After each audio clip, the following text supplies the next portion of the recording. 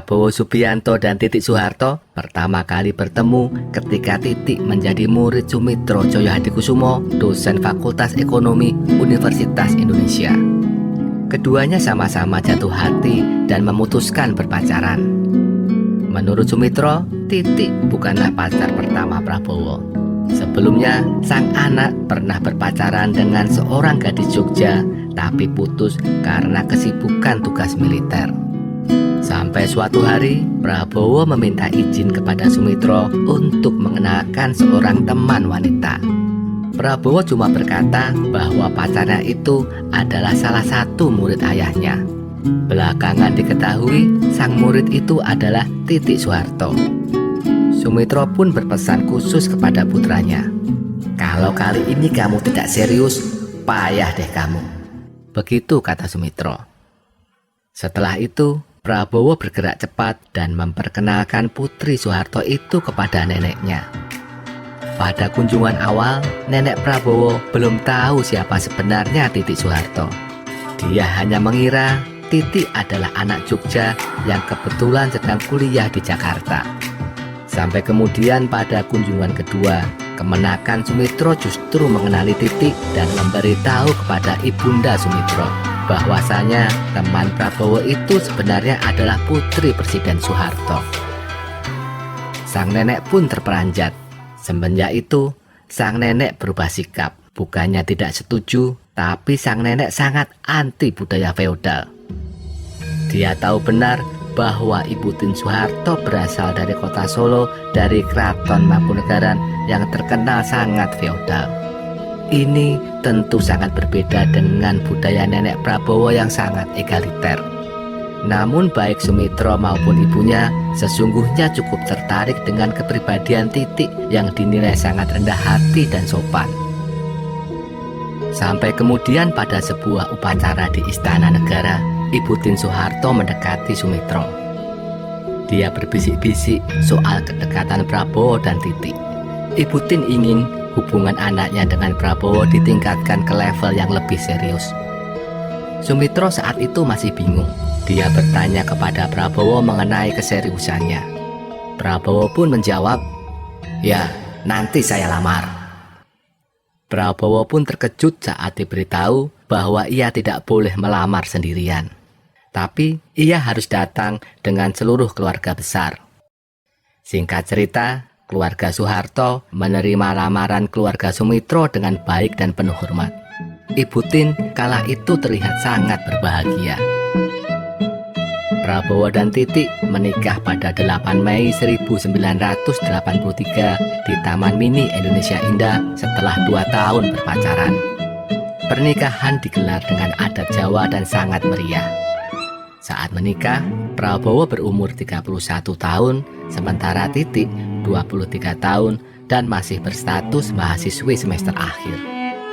Setahun kemudian, atau pada 22 Maret 1984, mereka dianugerahi seorang anak laki-laki bernama Ragowo Hedi Prasetyo atau yang akrab disapa Didit Prabowo. Waktu berlalu dengan cepat. 15 tahun setelah pernikahan, Indonesia dirundung krisis ekonomi parah. Di seantero negeri marak demonstrasi mahasiswa yang meminta Soeharto turun dari jabatan presiden.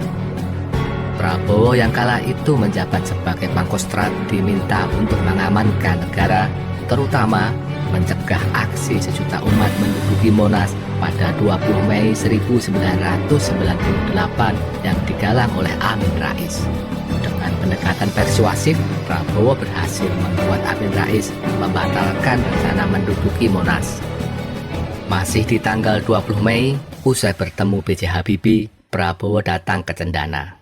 Dia ingin melaporkan keberhasilannya dalam meredam aksi pendudukan Monas kepada Pak Harto. Ternyata di ruang keluarga sudah ada Pak Harto bersama anak-anaknya dan ditemani Panglima ABRI Jenderal Wiranto. Semula Prabowo ingin bergabung, namun Tutut dan Mami Soeharto menghalangi.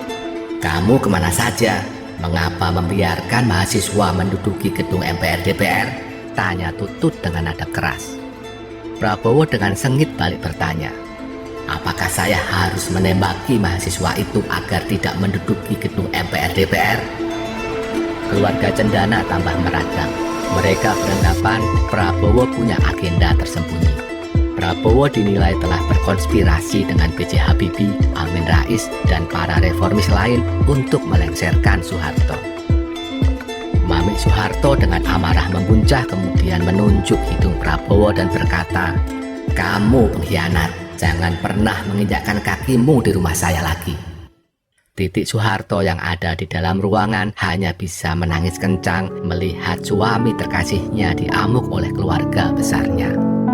Prabowo terpaku, dia merasa telah difitnah habis-habisan.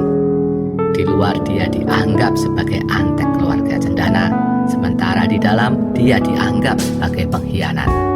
Apalagi setelah itu Pak Harto memberikan perintah yang mengagetkan. "Tinggalkan pengkhianat itu," kata Pak Harto kepada Titik. "Kembalilah kemari kalau kamu sudah bisa menyamai aku," ujar Pak Harto kepada Prabowo. Saudara Hasyim Joyo Hadikusumo ini gontai. Keinginan terakhirnya untuk mempertahankan rumah tangganya dengan Titik pupus sudah. Semua rungkat. Dengan diiringi tangisan Titik yang tak kunjung berhenti, malam itu Prabowo pergi meninggalkan rumah keluarga Cendana dengan hati terluka. Pada 25 Mei 1998, Prabowo Subianto resmi dicopot sebagai Pangkostrat dan dikirim ke Bandung untuk menjadi Komandan Sesko ABRI. Tak berapa lama, lewat pemeriksaan Dewan Kehormatan Perwira, karir militer Prabowo diakhiri oleh Wiranto. Dia dituduh sebagai aktor utama penculikan para mahasiswa dan aktivis 98. Padahal kebenaran tuduhan tersebut masih menjadi misteri sampai sekarang. Karena tekanan politik yang begitu dahsyat dan fitnah yang bertubi-tubi, Prabowo akhirnya pergi meninggalkan Indonesia. Dia menerima ajakan teman karibnya, yakni Raja Abdullah dari Yordania, untuk tinggal di sana. Seiring kepergiannya ke luar negeri, biduk rumah tangganya dengan Titik pun makin rapuh. Dan akhirnya pada tahun 2000, Prabowo dan Titik dipaksa bercerai meski keduanya masih saling cinta. Perceraian keduanya tidak terendus media massa dan tidak ada kisruh pembagian gonogini. Meskipun sudah bercerai, Prabowo Subianto dan Titik Soeharto tetap menjaga hubungan baik dan silaturahim. Keduanya masih sering bertemu dalam berbagai kesempatan, baik yang bersifat pribadi maupun politik. Baik Prabowo maupun Titik juga tidak saling menikah lagi usai lebih dari 25 tahun bercerai.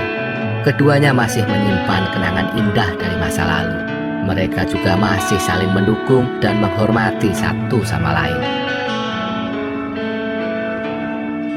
Kini, setelah Prabowo sukses memenangi pemilihan presiden 2024, akankah keduanya kembali rujuk? Dalam sebuah sesi wawancara dengan Aiman pada 2015 lalu, Titik memberikan jawaban tentang peluang rujuk. Titik menjawab bahwa belum ada niatan untuk rujuk. "Buat apa?" kata Titik. "Toh keduanya sampai sekarang selalu berhubungan baik dan saling mendukung dalam setiap kesempatan.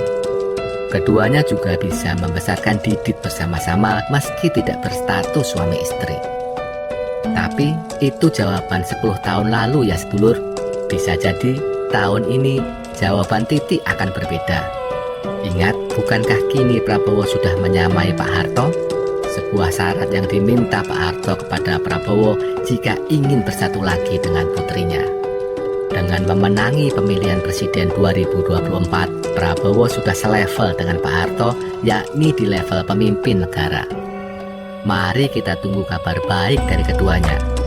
Bagaimanapun juga, Indonesia butuh sosok seorang ibu negara usai Prabowo dilantik menjadi presiden pada Oktober 2024 nanti. Terima kasih sudah menonton. Wassalamualaikum warahmatullahi wabarakatuh.